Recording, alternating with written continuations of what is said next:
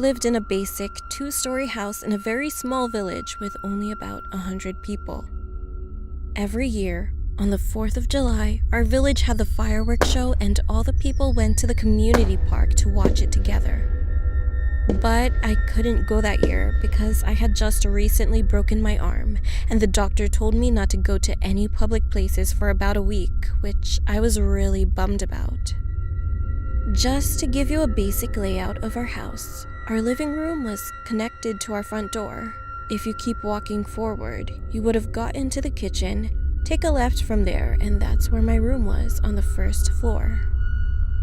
Anyway, when it was about 8 p.m., all of my family went to the park. I was in the living room and started watching some cartoons. About half an hour had passed. I was getting tired, so I turned off the TV and went to my bedroom. I took off my glasses and started to doze off soon. I was almost asleep when I heard the front doorknob turning. I thought it was my family getting back from the park, so I got up and looked out of my room. I hadn't put my glasses back on, so everything was a bit blurry. But I could see clearly that there was only one person in the window. Seeing that not everybody was in front of the door, I felt a little scared, so I shut my bedroom's door and went back to my bed.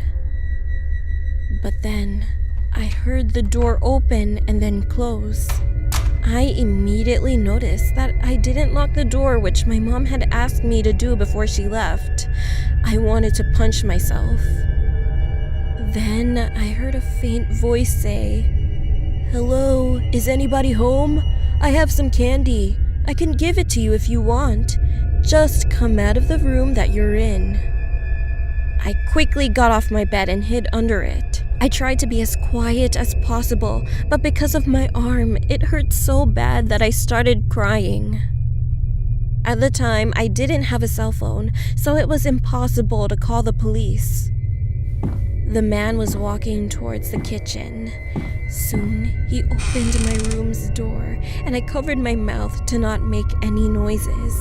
I saw the man walk up to my bed and stop. He leaned all the way down slowly, and then I saw his face. He had chapped lips and a really scruffy chin, and he was smiling.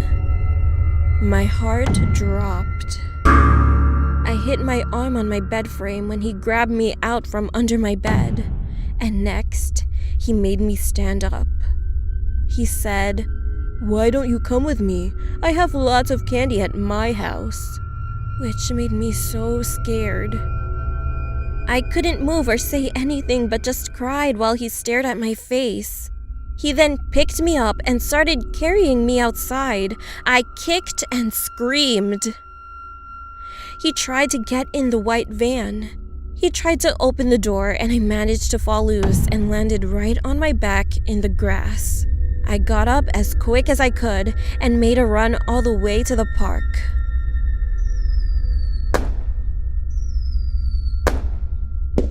I found my family and told them everything that just happened to me while crying.